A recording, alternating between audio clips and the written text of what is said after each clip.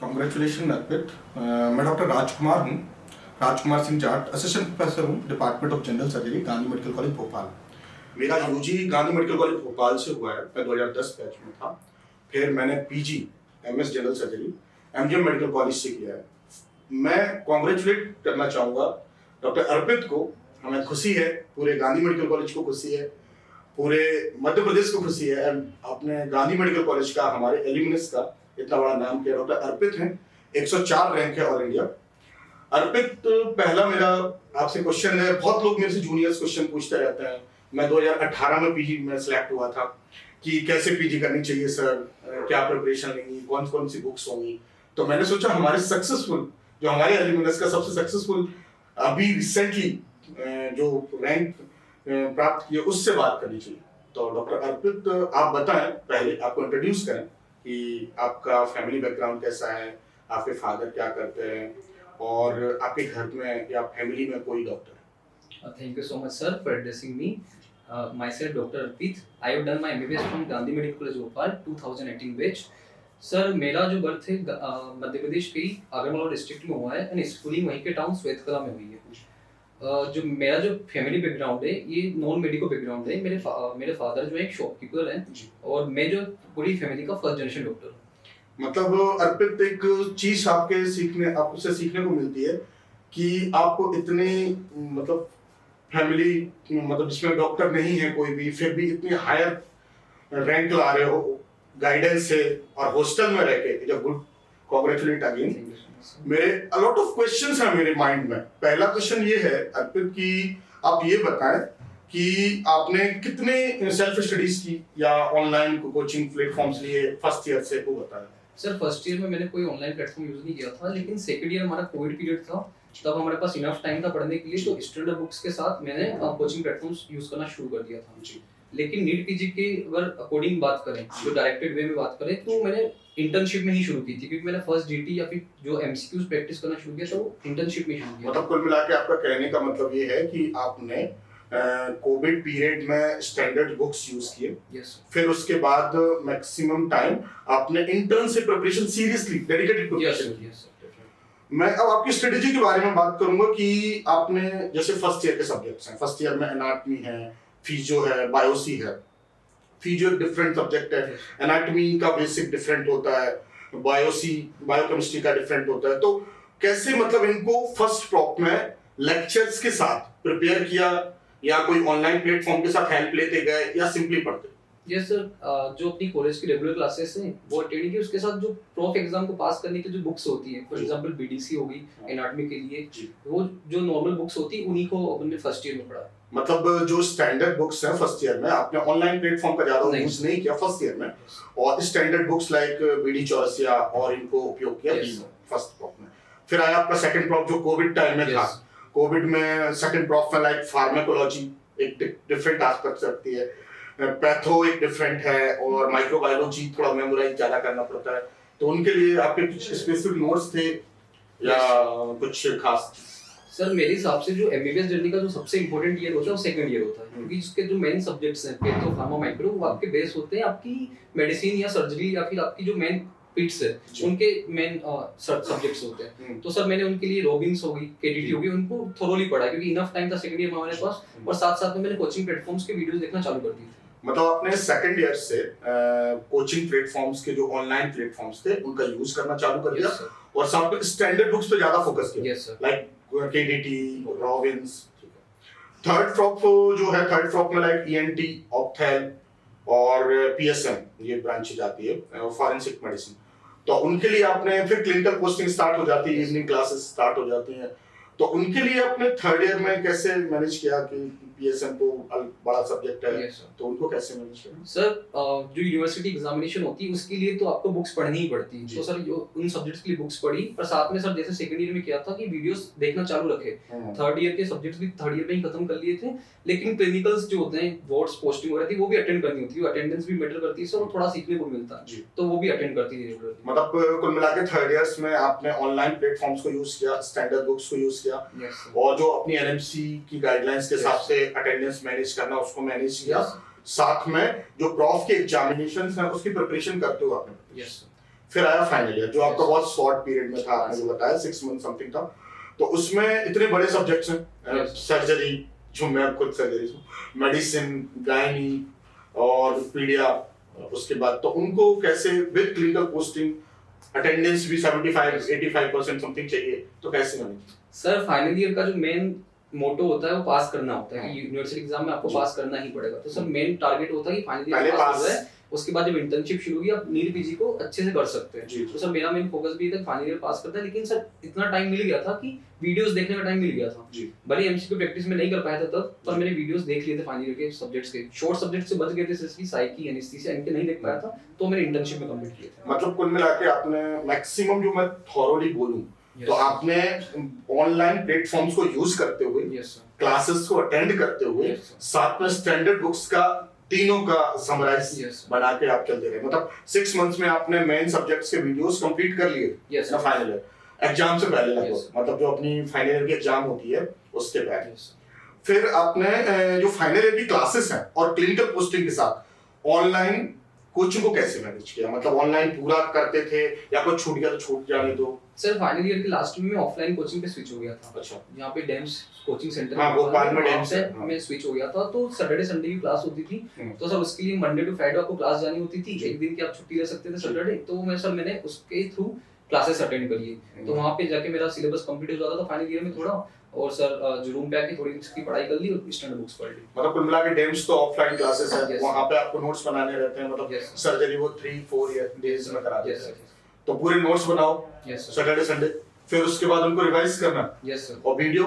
Video sir नहीं देखने की जरूरत पड़ती है, क्योंकि मैं ऑफलाइन में जो उन्होंने पढ़ा दिया वही इनफ मान के पढ़ लेते थे। अच्छा, मतलब उनको ही आपने फाइनल ईयर में डेम्स के जो नोट्स आपने बनाए क्लासेस में उनको ही मान लिया, यस किसी से मैचेबल नहीं किया कि जैसे बहुत सारे प्लेटफॉर्म्स हो गए, लोग कहते हैं प्रेप लीडर अच्छा है, मैरो अच्छा है, डेम्स अच्छा है, तो मतलब एक से चले तो भी काम हो सकता है। Yes sir, definitely sir. आपको टीचर देखना है, आपको अगर टीचर की क्लासेस समझ में आ रही तो हर प्लेटफॉर्म पे अच्छे टीचर्स हैं। आपको फोमो में नहीं जाना है कि इस प्लेटफॉर्म से पढ़ना है, उस प्लेटफॉर्म से पढ़ना है। सारे टीचर अच्छे हैं, सब कुछ अच्छा पढ़ा रहे हैं, आपको उसके ऊपर बिलीव करना है और रेगुलर पढ़ते रहना है, बार-बार रिवाइज करना उन्हीं नोट्स को। मतलब कुल मिला के बार बार नोट्स बनाना है, पहले तो Yes. अपने प्रिपेयरली थॉरोली, Yes. चाहे ऑफलाइन हो या ऑनलाइन मोड हो, फिर उनको बार बार रिवाइज करना है और जो टीचर्स पढ़ा रहे हैं उन पर विश्वास करना है। Every platform is Yes, sir. Good enough. MCQs और टॉपिक वाइज टेस्ट व ग्रांड टेस्ट के लिए क्या प्लान थी आपका? सर मैंने जो एमसीक्यूज और जीटीज में बता चुका हूँ कि मैंने इंटर्नशिप में ही देना शुरू किया था। जो मेरो एक प्लेटफॉर्म है उसकी मैंने टेस्ट सीरीज परचेस की थी, उसी के सारे मैंने एमसीक्यूज और जीटीज अटेंड किए। तो मैरो की जो टेस्ट सीरीज आपने, Yes. टेस्ट सीरीज नहीं, test book, test series test series online series होती है सर। अच्छा, ऑनलाइन सीरीज, Yes, तो उसमें तो ग्रांड टेस्ट और एमसीक्यूज Yes, टेस्ट हैं, yes. टॉपिक वाइज टेस्ट हैं। Yes. तो आपने इंटर्न में स्टार्ट किया, यस सर। उससे पहले आपने फाइनल ईयर तक एक भी टेस्ट नहीं सर, मैंने कोई जीटी नहीं मतलब की। फाइनल ईयर तक आपको मैं एक बात कहना चाह रहा हूँ कि फाइनल ईयर तक आपको ये नहीं पता था कि कौन सा आपका टॉपिक स्ट्रांग है, कौन सा नहीं सर, वो सब इंटर्नशिप में ही पता लगा कि मेरे वीक सब्जेक्ट्स कौन से। क्योंकि सर जीटी देते हैं, आप तभी असेस कर पाते हो आपके वीक टॉपिक्स और वीक सब्जेक्ट्स क्या हैं। देखो, मैं एक बात आपसे, मेरा पर्सनल क्वेश्चन है, जैसे एक रैंक है 5000, Yes. एक आपको अंडर 100, Yes. 104 अंडर 100 रैंक था। तो मैं ये कहना चाह रहा हूँ कि मेन अंतर मुझे लगता है कि मैं ज्यादातर सब टॉपिक वो पढ़ते रहा कि मैं सेग्रीगेट नहीं कर पाया क्वेश्चन के, कौन सा टॉपिक मेरा वीक है, कौन सा मेरा स्ट्रांग है। आप कैसे एक इतने जल्दी कैसे? सर मुझे ऐसा लगता है कि किसी ने अगर प्रोफ एग्जाम के लिए बुक्स को अच्छे से पढ़ा है तो उसके लिए इंटर्नशिप का 1 पीरियड इनफ होता है पीजी की प्रिपरेशन के लिए। तो मैंने सर स्टार्टिंग में ही क्वेश्चन बैंक करना शुरू कर दिया था, जीटी देना शुरू कर दिए थे। तो जो मैं जीटी में गलत क्वेश्चंस होते थे वो मैं कहीं पे लिख लेता था, अगले जीटी देने से पहले उनको एक बार देख लेता था ताकि मेरी सेम मिस्टेक अगले जीटी में ना हो। तो मतलब जीटी और जो टॉपिक वाइज टेस्ट है उनसे आप सेग्रीगेट करते गए। समझ Yes. मैंने सोचा कि मेरा एनाटॉमी में एनाटॉमी वीकर है तो जीटी से पता चल गया यस सर। कि एनाटॉमी में सबसे कम मार्क्स आ रहे हैं, तो एनाटॉमी वीकर है। अब एनाटॉमी में टॉपिक कैसे सेग्रीगेट करें? सर क्यों जीटी जो देने के बाद अपन जीटी को रिव्यू करते हैं उसमें आपको समझ में आ जाता है कि एक टॉपिक को बार-बार गलत कर रहे हैं, क्योंकि हर जीटी में जो मोस्ट प्रोबेबल क्वेश्चंस होते हैं वो बार-बार रिपीट करते हैं। अगर आप उन क्वेश्चंस को गलत करें तो आपको समझ में आ जाता है कि ये टॉपिक अपना वीक है, इस पे थोड़ी और प्रैक्टिस करनी चाहिए, इसके एमसीक्यूज करने चाहिए। जैसे मतलब अपन के सीएनएस मेरा वीक साइड है, वीकर साइड है, और फिजियो में सपोज दैट फिजियो में मेरा ये वाला सिस्टम थोड़ा वीक साइड है, मतलब देखो ज्यादातर मतलब आपने जैसे एक मंथ में कितने जीटी किए होंगे? सर स्टार्टिंग में मेरा 2 वीक्स में एक जीटी देता था, लेकिन लास्ट में आते सर ऐसा कि एक दिन छोड़ के एक जीटी भी मैंने दिया है। अच्छा, तो मैंने मतलब और बीच में टॉपिक वाइज का सर सब्जेक्ट वाइज जैसे सब्जेक्ट कंप्लीट हो गया तब उसको attend subject wise, topic wise नहीं रहेगा? नहीं सर, सब्जेक्ट वाइज। और एमसीक्यूज का वो जो तुमने ई बुक लिया था एमसीक्यूज बुक, सर जो मेरो की Q बैंक होती है हाँ। वो मैंने पूरी क्यू बैंक नहीं करी, कुछ ही क्वेश्चंस उसका अटेंड किए। उसमें कस्टम मॉड्यूल का करके ऑप्शन होता है। कस्टम, हाँ, तो सर मैं क्या करता था कि डेली के 100 क्वेश्चंस बना लेता था, 19 सब्जेक्ट्स को यूज करता था ताकि मेरे रिवीजन में हेल्प करते थे वो। डेली 100 क्वेश्चंस को अटेंड करता था ताकि डेली का ऐसा मेरा 365 डेज की साइकिल बन गई थी, उसके लिए 30-35 के मैंने क्वेश्चन अटेंड कर लिए थे। तो मुझे जो नीट का जो मैंने एग्जाम दिया था उसमें ऐसा लग नहीं रहा था कि मेरे लिए नया नया कुछ पूछा गया है, ऐसा लग रहा था कि सब कुछ मैंने पहले देखा हुआ है। और कुल मिला के आप पर डे या पर 2 डेज में एक कस्टम मॉड्यूल में बना लेते थे क्वेश्चन, वो सभी सब्जेक्ट से बन जाते हैं। फिर उनको किया सॉल्व, उसके बाद लगा कि यार सब उधर 80-90 समथिंग पहुंचे। और जो वीकर है वो सब्जेक्ट से आपको समझ में आया कि जो एनाटॉमी का गया, फार्मा पैथो गया, वो आप लिस्ट बनाते गए आप मार्क करते गए, नोट्स स्पेसिफिकली बनाते रहे कि मेरा ये टॉपिक वीक है, ये मेरा स्ट्रांग है, तो स्ट्रांग पे कम फोकस करना है, वीक पे ज्यादा फोकस करना है, सब्जेक्ट वाइज भी कौन से पे ज्यादा टाइम देना है। क्योंकि मेन प्रिपरेशन का ना मतलब ये है कि जो लोग लेग कर रहे हैं ना, वो लेग कहाँ कर रहे हैं, मेरे को पर्सनली लगता है ऐसा कि वो समझ नहीं पा रहे हैं कि हमारा सब्जेक्ट कौन सा है। तो आपने एक अच्छी बात ये बताई कि अगर जीटी कर तो जीटी के बाद तुमको पहले समझ में आ जाएगा तुम्हारा सब्जेक्ट कौन सा वीक है। कि माइक्रो के 20 क्वेश्चन 25 क्वेश्चन आते होंगे, अगर 10 गए तो माइक्रो आउट, है ना, आउट ऑफ फॉर्म है। तो फिर माइक्रो पर फोकस करना पड़ेगा। फिर माइक्रो का अगर सब्जेक्ट वाइज टेस्ट दोगे तो तुम्हारे टॉपिक कौन सा है, सपोज स्ट्रेप्टोकोकस और बैक्टीरिया जा रहे हैं तो वो गए, या तुम्हारे ये पैरासाइट से आ रहे हैं तो वो गए। ऐसे ऐसे आप सेग्रीगेट करते गए, हर टॉपिक को आपने पहले समझा, हर सब्जेक्ट को सेग्रीगेट किया, फिर आप टॉपिक को सेग्रीगेट किया, फिर उसका जीटी देते गए तो समझ में आते गए। जो रिपीट गलती कर रहे हैं, मतलब रेगुलरली रिपीट कर रहे हैं, वो समझ में आ गया कि ये गलतियां ज्यादा हो रही हैं इस सब्जेक्ट में, तो इसको ज्यादा पढ़ना पड़ेगा। फिर जो skin anaesthesia, radio and psychiatry, short subject है, उसको मैनेज कर लिया। सर शॉर्ट सब्जेक्ट्स के मैंने डेम्स के मेन नोट्स को प्रेफर किया था, क्योंकि वो डेम्स में कम ही पढ़ाते हैं, तो मैंने उनको ही प्रेफर कर लिया था सर। क्योंकि उनके क्वेश्चन जो होते हैं वो रिपीटेबल क्वेश्चंस होते हैं, हर साल वो सेम क्वेश्चन पूछते हैं सेम टॉपिक से। तो अगर पीवाईक्यूज कर लेंगे, पीवाईटीज कर लेंगे, तो आपको इजीली पता लग जाएगा अगले साल कौन से क्वेश्चन आने वाले हैं।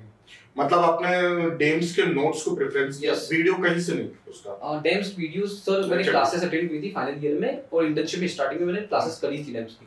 तो उसमें उन्होंने जो सब्जेक्ट्स पढ़ाए थे उनके नोट्स वहीं बना लिए थे और फिर उनको आके पढ़ लिया। मतलब कुल मिला के वहां पे उन्होंने क्लासेस में पढ़ाया, उनके उन्होंने नोट्स बनाए, उसको आपने 2-3 बार लगभग रिवाइज किया। रिवाइज करने के बाद उसमें से मतलब आपको समझ में आने लगा कौन सा टॉपिक कहाँ से आएगा। फिर उसके बाद आपने एमसीक्यूज कहाँ से सॉल्व किए थे? सर एमसीक्यूज पूरा मैंने मेरो की क्यूबिंग से ही किया। अच्छा। वहीं से लगता था कि जीटी देने पे लग जाता था ये टॉपिक वीक है तो उसका क्यूबिंग कर लेता था पूरा। अच्छा। फॉर एग्जांपल सर मेरे सोरियासिस के क्वेश्चन गलत हो रहे हैं तो फिर मल्टीपल क्वेश्चन सोरियासिस के करने लग गया।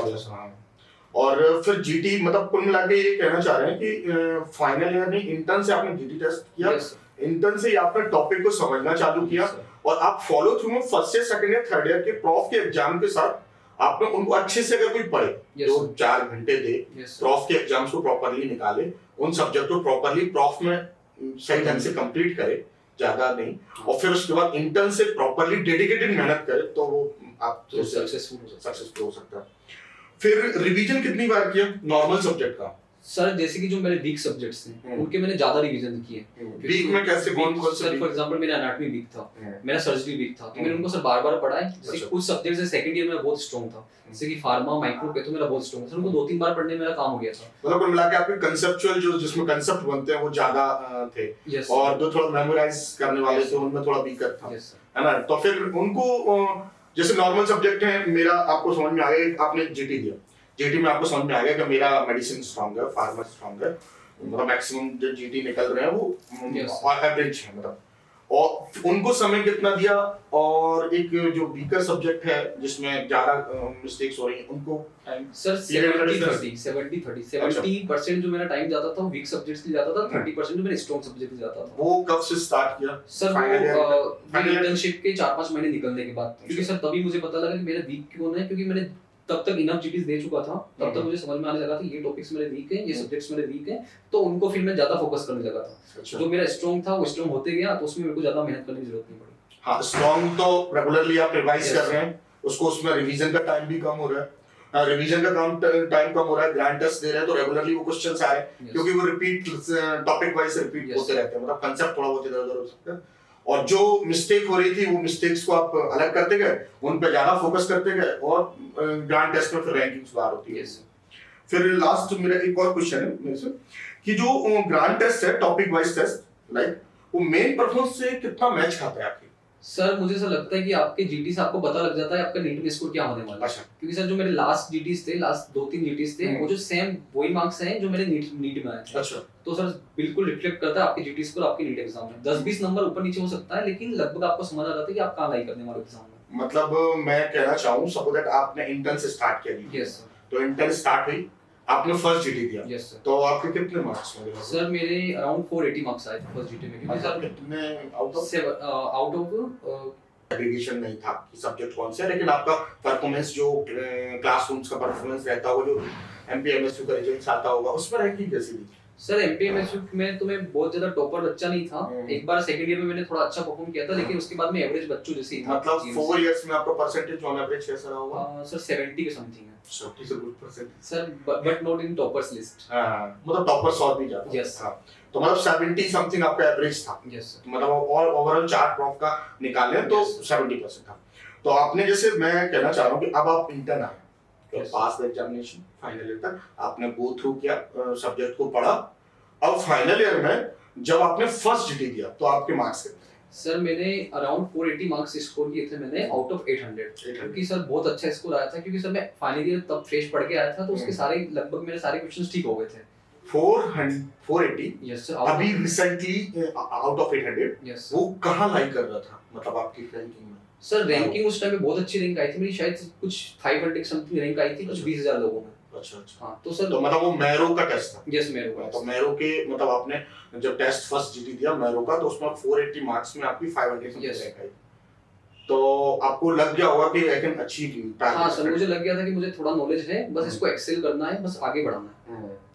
फिर उसके बाद अगर रिवीजन कितनी बार नॉर्मल सब्जेक्ट का किया आपने, मतलब नॉर्मल सब्जेक्ट का सेग्रीगेट करते गए, और जो एबनॉर्मल जो अपने सब्जेक्ट वीकर थे उन पे ज्यादा फोकस करते गए? इंटर्न में पोस्टिंग के साथ प्रतिदिन कितने घंटे पढ़ाई करते हैं रेगुलर? सर मेरे हिसाब से फिक्स आवर्स तो इंटर्न जाना रहता है। यस सर, बिल्कुल कंपल्सरी था जीएमसी में। हाँ। तो फिक्स आवर्स कुछ टारगेट नहीं होना चाहिए, आपको जहां टाइम मिल रहा हो, जितना टाइम मिल रहा हो, मैक्सिमम टाइम यूटिलाइज करो। आजकल जो मेरे मतलब कांटेक्ट में बच्चे हैं वो कहते हैं कि इंटर्न में टाइम नहीं मिलता पढ़ने का, वो कैसे? ये सर बिल्कुल सही बात है, कम टाइम मिलता है, लेकिन सर अगर आप जो ज्यादा आपके पास जो टाइम मिल रहा है, जितना बचा हुआ टाइम मिल रहा है, अगर उसको यूटिलाइज कर दो आप पढ़ने के लिए, तो भी इनफ टाइम है आपको 1 साल प्रिपरेशन के लिए। मतलब अगर आप जैसे सपोज पोस्टिंग जा रहे हैं, यस सर, तो आपको कितने आवर्स मिल सकते हैं? सर फॉर एग्जांपल अपनी यहाँ की जो पोस्टिंग होती थी जीएमसी भोपाल की, वो 9 to 2 फिक्स पोस्टिंग है, मॉर्निंग 9 to ओपीडी है। Yes sir. उसके बाद कभी-कभी रात में इमरजेंसी ड्यूटीज होती थी। Yes sir. तो जो बीच का जो टाइम था, वो रात का जो टाइम था, वो पूरा स्टडी के लिए आप फोकस कर सकते हैं, और साथ में सर जो ओपीडी जो थी 9 to 2, वहां भी आप आपके एमसीक्यू सोल्व कर सकते हैं। मैं वही करता था सर, आईपैड में एमसीक्यूज करके जाता था, वहीं पे बैठ के सोल्व करता था। मतलब आपने इस यहाँ पे टॉपिक को कंप्लीट किया वीडियो? Yes sir. और वहाँ के लिए जो टाइम पीरियड है, जो पोस्टिंग का टाइम पीरियड, उसमें एमसीक्यू सॉल्व करते रहे, और फिर उसके बाद यहाँ पे आके देख लिया गो थ्रू कि कितने कितने अपने गलत थे, उनको सेग्रीगेट किया। और कोचिंग क्लास तो इंटर्न के साथ आपने ज्वाइन की होगी, चल रही होगी अपनी, तो वो क्या डेम्स थी? Yes sir, DIMMs. Continuous DIMMs जाते होंगे Saturday Sunday? Yes sir, Saturday. वो उसके नोट्स प्रिपेयर किए, तो मतलब आपने इंटर्न में ही नोट्स प्रिपरेशन की है? यस सर, मैक्सिमम सब्जेक्ट्स के इंटर्न में किए थे, कुछ सब्जेक्ट्स के मैंने प्रॉफ के साथ भी कर लिए थे। जैसे फर्स्ट ईयर मैंने पूरा इंटर्न में ही पढ़ा है, फाइनल ईयर के छोटे सब्जेक्ट्स मैंने इंटर्न में पढ़ा है, और कुछ सब्जेक्ट्स जो है मैंने थर्ड ईयर के वो भी इंटर्न में ही पढ़ा है। मतलब मैं एक क्वेश्चन पूछना चाह रहा हूँ कि अगर आप इंटर्न में आपने सीरियसली डेडिकेटेड प्रिपरेशन की, अर्पित, अब मैं आखिरी में 3 महीने की जो प्रिपरेशन की होगी आपने, उसकी क्या प्लानिंग थी 90 डेज की, जो आप बताना चाह रहे हो आपके हिसाब से? तो सर जो स्टार्टिंग इंटर्नशिप डेज थे, तभी मैंने फाइनलाइज कर लिया था कि मेरे को लास्ट के डेज के लिए सिलेबस बहुत कम करना है। तो मैंने सर सिलेबस को कम करता गया, शॉर्ट सिलेबस बनाता गया, जो खुद का सिलेबस मैंने बनाया, सब्जेक्ट को इंपॉर्टेंट टॉपिक्स छाड़ते गया, उन्हीं को मैंने शॉर्ट्स नोट्स में कन्वर्ट किया, और सर लास्ट में उन्हीं को मल्टीपल टाइम्स रिवाइज किया। मतलब आपने 90 डेज में जो टॉपिक्स वीक थे उनके या तो नोट्स प्रिपेयर किए, उनको फिर अपने पास नोट्स की नोट्स टाइप के रखे, और उनको ही मल्टीपल टाइम रिवीजन किया। मतलब आप ये सलाह सभी को देना चाह रहे हैं जो प्रिपरेशन कर रहे हैं, अपने जूनियर्स इवन कलीग्स को, कि आप पहले तो जो अपना पूरा सिलेबस है, 19 सब्जेक्ट का बहुत सिलेबस है, उसमें से अपने टॉपिक्स को सेग्रीगेट करो, लास्ट 90 डेज में उन टॉपिक्स को बचाओ जिनको आपको मल्टीपल जो वीकर सेक्शन है, आपके वीकर टॉपिक्स हैं, उनको आप मल्टीपल रिवाइज कर सको। मतलब अपने पास इतने नोट्स होने चाहिए कि वो 90 डेज में अपना इतना छोटा सिलेबस होना चाहिए कि वो मल्टीपल टाइम रिवाइज हो। Yes sir. तो वो जो आपके वीक टॉपिक्स थे जिनको आपने बनाया, उनको कितनी बार लगभग रिवाइज किया होगा? सर उसकी कोई लिमिट्स तो नहीं थी, लेकिन मेरा ऐसा था कि सर उनको स्ट्रॉन्ग में कन्वर्ट करना था, तो जब तक वो स्ट्रॉन्ग नहीं हो गए, जब तक मुझे उनके ऊपर कॉन्फिडेंस नहीं आ गया, तब तक मैं उनको पढ़ता गया। अब मैं जैसे 90 डेज में आपने जीटी टेस्ट दिए होंगे, यस। तो वो कैसा था उनका फ्रीक्वेंसी? सर लास्ट में मैं वीकली जीटीज देता था, और बिल्कुल लास्ट में सर मैं 2-3 दिन में एक जीटी भी देना शुरू कर दिया था। तो बिल्कुल लास्ट मतलब 1 मंथ? यस, लास्ट लास्ट के 1 मंथ में आपने per day GT? Yes, alternate day या फिर 3 डेज में। तो स्कोर आपका जब स्टार्टिंग था, आपने बोला 480 था, यस सर। और लास्ट के 3 मंथ की जो स्टार्टिंग 3 मंथ का डे है, उसमें आपका स्कोर कितना रहा? सर इस 3 मंथ्स पहले मेरा 600 के समथिंग था, लेकिन लास्ट जब एग्जाम चली गई थी तब 660, 670, 680 ऐसे कुछ स्कोर आ रहा था। मतलब लास्ट के जो 1 मंथ में आपका 650 प्लस स्कोर था। उसमें जो आप टेस्ट फॉर्म दे रहे हो, जिस फॉर्म के टेस्ट दे रहे हो, सब मैरो दे रहे हो, तो उसमें आपकी रैंक 660 पे कितना था? सर उस टाइम पे मैं अगर 1-1.5 लाख बच्चों के हिसाब से देखा जाए तो 200, 100, 300 ऐसे कुछ रैंक आती थी। मतलब लास्ट जो जीटी दिया होगा उसमें मेरी सर 203 रैंक आई थी। 95,000 लोगों। अच्छा, 95,000 लोगों में 203 रैंक, मतलब मैचेबल है कि आप जो रेगुलरली इनहांस कर रहे हैं अपनी रैंक को, अपने वीक टॉपिक्स को सेग्रीगेट कर रहे हैं, उनके की नोट्स बना रहे हैं, और लास्ट में सुधार करते करते आपके नंबर में भी जो आउटपुट है उसमें भी एनहांसमेंट हो रहा है, साथ में आपकी रैंक भी अच्छी साइड जा रही है। मतलब कभी ऐसा लगा कि आपकी रैंक थी एक जीटी में 500 और फिर एकदम से हो गई 5000, ऐसा कभी? यस सर, हुआ है, डेफिनेटली हुआ है, और डाउनफॉल सबके आते हैं सर, मेरे साथ भी आए। उस टाइम पे आपके जो फ्रेंड्स होते हैं, दोस्त होते हैं, आप उनसे उनकी हेल्प ले सकते हैं। आपके कुछ यूट्यूब चैनल्स वगैरह होते हैं, उनके वीडियोस, मोटिवेशनल वीडियोस देख सकते हैं, कुछ सीनियर्स उनसे गाइडेंस ले सकते हैं। सर मेरे साथ भी हुआ है, तो उससे आपको हेल्प मिलती है। मेरे कुछ फ्रेंड्स से जिन्होंने मेरी बहुत हेल्प की है। अच्छा, यस सर। फ्रेंड्स मतलब आपके बैचमेट्स या आपके सीनियर्स? Batchmates sir. बैचमेट्स से तो उनसे कैसी हेल्प, मतलब क्या? सर हम लोग साथ में बैठ के पढ़ाई करते थे, तो मुझे लगता था कि मेरा डाउनफॉल आया, तो उनसे थोड़ा सा मोटिवेशन मिलता था कि नहीं ऐसे कर दे, वैसे करके जो मुझे बात करके बता देते थे, तो उससे मेरे को बहुत मोटिवेट हुआ। अच्छा, तो सर मैंने स्ट्रेटेजी को अपनी जो चेंज नहीं किया, और लगातार मैंने उसको पढ़ने को छोड़ा नहीं। तो वो लोग तुमको मोटिवेट करते थे, मतलब आप साथ में पढ़ते थे, तो Yes. मैच करते होंगे कि यार तुम्हारी परफॉर्मेंस कितनी है, उनकी परफॉर्मेंस कितनी है, यस सर। उनकी रैंक कितनी, क्या स्टेटस था? सर हम 3 दोस्त जो थे हमेशा साथ पढ़ते थे, तीनों हम सेलेक्ट हो गए, एक की 4 के रैंक पे, एक की 7 के रैंक पे। अच्छा, यस सर। तो उनके मार्क्स में और आपके मार्क्स में कुछ डिफरेंस होगा? यस सर, कुछ 50-60 मार्क्स का हमारे बीच में डिफरेंस है, और सर डे ऑफ एग्जाम के ऊपर भी थोड़ा सा डिपेंड करता है, और थोड़ा सा सर मेरा अर्ली प्रिपरेशन शुरू कर दिया, तो मैंने इंटर्नशिप में थोड़ा लेट शुरू किया। मतलब अगर आपने अर्ली किया तो आप थोड़े मतलब जो प्रिपरेशन अर्ली करेगा वो थोड़ा आगे रहेगा, डेफिनेटली सर, और जो लेट करेगा वो थोड़ा लेट करेगा। Definitely sir. तो इसीलिए आपके जो फ्रेंड्स थे वो 4 के और 7 के पर हुए और आप इतने ऊपर चले। उनने मतलब कभी ऐसा लगा हो कि मतलब तुम्हारी रैंक उनसे जो 4 के और 7 के जो भी है उनसे कम आ सकती है, ऐसा कभी लगा? मतलब मन में सर प्रिपरेशन के टाइम सेल्फ डाउट तो मैंने कभी नहीं किया। अच्छा। कि मतलब क्योंकि मेरा कंपटीशन सर अपने फ्रेंड्स नहीं थे। अच्छा, मेरा कंपटीशन ऐसा All था India कि level पीजी से ऑल इंडिया एग्जाम, तो सर उन लोगों से कंपटीशन था। इन लोगों ने हमेशा हेल्प की है। आपने मन में कैसे सिनेरियो बनाया कि मैं 500 रैंक लाऊंगा या 100 रैंक लाऊंगा, या मुझे जीटी में परफॉर्मेंस अच्छा करना है, रैंक तो देख लेंगे? सर जब मैंने शुरू किया था तब मेरा टारगेट भी नहीं था 100-200, मेरा शायद 1000-2000 रैंक लेके आनी है, और जीएमसी भोपाल से कुछ ब्रांच मिल जाए अच्छी, तो वो मेरा टारगेट था। लेकिन सर मैं जब पढ़ता गया, जीटी में स्कोर इंप्रूव होते हुए, तो मुझे लगा कि नहीं मैं अच्छा कर सकता हूँ और बेटर जगह जा सकता हूँ, तो मोटिवेट होता गया और मैं ज्यादा पढ़ता गया। कितने स्कोर पे लगा कि मैं अच्छा कर सकता हूँ? सर जब मैंने 600 टच किया था, अच्छा। तब मुझे लगा कि हाँ मैं अब और इससे बेहतर कर सकता हूँ। आपके साथ कोई कलीग था जो 600 टच किया आपके साथ? सर मेरे साथ पढ़ने वालों में उस टाइम पे किसी ने नहीं किया था, बाद में डेफिनेटली लोगों ने किया है, पर उस टाइम पे किसी ने नहीं किया था। अच्छा, तो ऐसा रहा हो उनकी सपोज दैट आपके लास्ट जीटी में रैंक है मार्क्स है 660 670, यस और कोई ऐसा है जिसके 660 या 650 हो और उसकी रैंक पीछे चली गई? नहीं सर, अभी तो ऐसा नहीं, मतलब मेरे फ्रेंड्स में से किसी का ऐसा नहीं कि उनकी रैंक पीछे गई है। बाकी जिनका जो जीटी स्कोर चला था लगभग वही उनका भी मेन एग्जाम स्कोर। मतलब अपन एक सिनेरियो निकाल सकते हैं कि अगर आप जीटी में रेगुलरली परफॉर्म करते हैं, आपके वीक टॉपिक्स को पढ़ते जाते हैं, नॉर्मल सब्जेक्ट को नॉर्मली रिवाइज करते जाते हैं, की नोट्स बना के रखते हैं, मल्टीपल रिवीजन करते हैं, तो आपकी रैंक जो जीटी में आ रही है उसके कॉन्करेंटली रैंक आ जाएगी। Yes sir, definitely. आखिरी 3 महीने में ग्रांड टेस्ट और टॉपिक वाइज टेस्ट तो दिए नहीं होंगे, ग्रांड टेस्ट दिए होंगे, तो उनका स्कोर अभी का आपका स्कोर कितना रहा? सर मेरे 173 करेक्ट थे और 667 मार्क्स हैं। 6 और लास्ट में आपके जीटी में रहे 178 करेक्ट थे और 687 मार्क्स थे। 687 मार्क्स थे।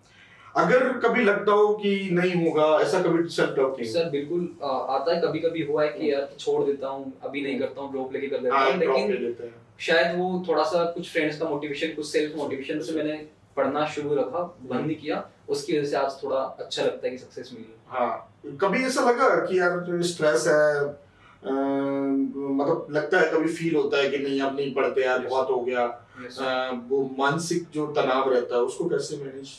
सर वही जो बताया कि अपने जो फ्रेंड सर्कल है उसको इतना अच्छा रखो कि आपको हमेशा मोटिवेट करें, आपको कभी डीमोटिवेट ना करें कि आप मतलब पीछे की तरफ वो आपको समझाते रहे कि यार नहीं हाँ होगा, हम लोग कर लेंगे होता है ऐसा।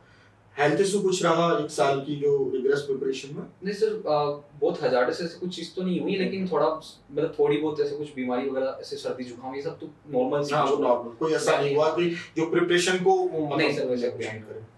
मॉर्निंग का कैसा शेड्यूल था कि कितने टाइम पे आप उठ जाते होंगे, वेकअप टाइम, या नाइट स्टडी करते थे? तो जब तक इंटर्नशिप चल रही थी मार्च एंड तक, तब तक मॉर्निंग था 8 AM पे हम लोग उठ जाते थे, उसके बाद लेट नाइट तक पढ़ते थे, लाइक 1 PM 1 AM 2 AM तक हम लोग पढ़ते थे। मतलब इतना नहीं है कि मतलब मॉर्निंग 8 पे उठे, अपना पूरा इंटर्न्स का काम किया जो भी अपना है रेगुलरली, और फिर उसके बाद 1-2 बजे तक सो गए, इतने टाइम में पढ़ा। मतलब ऐसा भी नहीं है कि 4 बजे तक 6 बजे तक पढ़ना है फिर रात में इधर नहीं, ऐसा स्लीप में बिल्कुल डिप्रेशन नहीं रहा। हां, मतलब स्लीप 5-6-7 घंटे। हां यस। और कुछ मनोरंजन के लिए मतलब शायद म्यूजिक सुनना है? यस सर बिल्कुल, घूमा गामी करिए, दोस्तों के साथ पार्टीज भी बहुत करिए, मस्ती मजाक सब कुछ किया सर, उसके साथ पढ़ाई की है। अच्छा, मतलब मस्ती मजाक करते हुए और अपने टाइम पीरियड में मॉर्निंग 8 आवर से लेके 2 बजे तक, 1 बजे तक, 1 AM तक, और इंटर्न्स का पूरा काम करते हुए आराम से आप जैसे रैंक ला सकते हैं। Yes sir definitely. बेसिकली जो अच्छी मेहनत करते हैं, मेरा एक लास्ट क्वेश्चन मेरा खुद का भी है, बेसिकली जो अच्छी मेहनत करते हैं लेकिन आखिरी में अच्छी रैंक नहीं ला पाते, उनको क्या सलाह? सर मतलब शायद उनको एक बार असेस करना चाहिए कि उनकी कमी कहाँ रह गई, क्योंकि सर स्ट्रेटेजी ज्यादा मैटर करती है। जो सर एमसीक्यू एग्जाम होती है नीट पीजी जैसी, वो आपका नॉलेज असेस नहीं करती, वो आपकी स्किल्स देखती है, आपने कितने क्वेश्चंस अटेम्प्ट किए हैं और कैसे आपने आंसर तक पहुंचे। क्योंकि सर आपको करेक्ट आंसर मानने के लिए जरूरी नहीं आपको करेक्ट आना चाहिए, अगर आप 3 रॉन्ग को एरिडिकेट कर रहे हैं तो जस्ट जितनी ज्यादा आप एमसीक्यू प्रैक्टिस करोगे उतनी अच्छी आपकी स्किल्स बनेगी और उतनी अच्छी आपकी रैंकिंग होगी। मतलब कुल मिला के एमसीक्यूज पे ज्यादा फोकस करना है। एमसीक्यूज प्रैक्टिस करोगे तो आपके वीक टॉपिक्स पता चलेंगे, तो और एमसीक्यूज प्रैक्टिस नहीं करोगे तो रैंक में ज्यादा सुधार नहीं होगा। मतलब जो आदमी पढ़ते जा रहा है और एमसीक्यूज कम प्रैक्टिस कर रहा है उसकी रैंक पीछे हो सकती है। मतलब बेसिकली वो पढ़ा भले वो बहुत अच्छा हो, सर जब तक गलती नहीं करेंगे तब तक आप एनालाइज ही नहीं कर पाएंगे कि आप सही कितने करने वाले हैं। तो गलती करना ज्यादा जरूरी है एज कंपेयर टू कि बहुत ज्यादा पढ़ना। एमसीक्यूज जैसे एग्जाम प्रिपरेशन रहा होगा 3 घंटे का, उसमें कैसे मतलब मैंने आपको समझ आ गया था कि एग्जाम में मेरी इतनी रैंक आने वाली है या मेरे लगभग पढ़े हैं, मतलब ऐसा कुछ लगा कि अरे इजी है एग्जाम हो जाएगा? नहीं सर, जैसे कि मेरा यूनिट पीजी 24 था, यूनिक शिप में पेपर था, वो थोड़ा सा आपकी बार थोड़ा सा टफ पेपर था, जो नया सा पेपर था। तो सर जो मैं क्वेश्चंस कर रहा था ऐसा लग रहा था कुछ नए क्वेश्चंस हैं, तो वहां मेरे को कॉन्फिडेंस नहीं आ रहा था। लेकिन कुछ क्वेश्चन जो फोटोग्राफी मेमोरी के बेसिस पे होते हैं, नहीं मेरे को पढ़ा हुआ है, कुछ इंट्यूशंस लग रहे थे मुझे कि नहीं यही है, तो सर मैंने इंट्यूशंस को फॉलो किया, वही आंसर लगाए जो मेरे को लग रहा था कि नहीं ये आंसर है, और डेफिनेटली बाद में मुझे रियलाइज हुआ कि हां मैंने सही किया है। क्लिनिकल क्वेश्चंस भी आए थे? Yes sir, maximum question NEET PG में आपकी बार क्लिनिकल सी है। क्लिनिकल क्वेश्चन, तो क्लिनिकल क्वेश्चन तो आपने सब मैरो और इनसे? Yes sir. Thank you Arpit, आपने हमें समय दिया। और ये शायद मैं कंक्लूड करना चाहूंगा कि अगर हम लोग regularly first year, second year, third year, fourth year को थॉरोली पढ़ते जाएं, एग्जाम जो अपनी प्रिपरेशन है अपनी यूनिवर्सिटी के एग्जाम्स के साथ करते जाएं, मतलब हम लोग thoroughly first year to preparation करें, इंटर्न्स के साथ इंटर्नशिप का जो काम है अपने कॉलेजेस के अकॉर्डिंगली उस काम को करते हुए एमसीक्यूज पे ज्यादा फोकस करें, बेसिक सब्जेक्ट को जो अपने नॉर्मल सब्जेक्ट हैं जो जीटी के साथ अपन दे रहे हैं, जो वीक सब्जेक्ट हैं उनको सेग्रीगेट करें, लास्ट के 90 डेज में की नोट्स बना के रखें, तो आप सक्सेस हो सकते हैं। Yes definitely. और हेल्थ और अपना मानसिक तनाव को दूर। क्या सलाह देना चाहोगे जो जूनियर मेहनत कर रहे हैं उनके लिए आपके पॉइंट ऑफ व्यू से? तो अगर नीट पीजी आपका टारगेट है तो आपको बिल्कुल स्ट्रगल करना पड़ेगा, लेकिन आपकी हर मिनट की मेहनत आपको सक्सेस में जरूर कन्वर्ट होगी, क्योंकि मुझे मिला है तो आपको जरूर मिलेगा। मतलब आप ये कहना चाह रहे हो कि अगर रेगुलरली आप मेहनत करते हैं और अपने कॉन्फिडेंस को लूज नहीं करते, सेल्फ डाउट नहीं करने चाहते और जीटी में रेगुलरली परफॉर्मेंस सुधारते हैं, तो आप जैसी सक्सेस जो आपने हमारे गांधी मेडिकल कॉलेज और अपने एल्यूमिनस का पूरे गांधी मेडिकल कॉलेज का नाम ऊंचा कर सकते हैं। कोई दूसरा जूनियर भी ऐसा कर सकता है, सीनियर। अब मैं खत्म कर दूं, 5 बिंदु मुझे पॉइंट्स लगे हैं जो नीट पीजी एस्पिरेंट्स को ध्यान में रखनी चाहिए। Focus on understanding concepts rather than just memorizing. Definitely. Practice with mock test and grant test and question bank to improve time management, which is very crucial. Yes. Stay calm and focus on exam day. It's just the annual test. Yes. Balance study and leisure time to maintain mental health. Join online forums or group for support and discussion. Yes. And less social media use. Congratulations अर्पित, अभी आपको RML मिला है sir, आप medicine करना चाह रहे हैं। आगे के भविष्य के बारे में बताएं, आप क्या चाहते हैं मेडिसिन करके, क्या करना चाहेंगे? सर मेरा अभी जो फिलहाल अभी मेरा टारगेट है डीएम करना है, वो कार्डियोलॉजी में। अभी मैंने यही सोचा है सर, फिर वो वहीं जाके हाँ, फिर जो प्रिपरेशन आपकी पीजी रेसिडेंसी में आपको क्या अच्छा लगेगा, अभी आपका प्लान है कि मैं डीएम कार्डियोलॉजिस्ट में डिस्कशन किया, वो अपने अपने जूनियर्स, अपने कलीग्स और सीनियर जो प्रिपरेशन कर रहे हैं उनके लिए लाभदायक हो। और आपने हमको समय दिया, हमको अपने पूरे जीएमसी का नाम ऊंचा किया, उसके लिए भी कांग्रेचुलेशन। हम आपके ब्राइटर फ्यूचर के लिए बहुत बहुत दुआएं करते हैं। Thank you for everyone.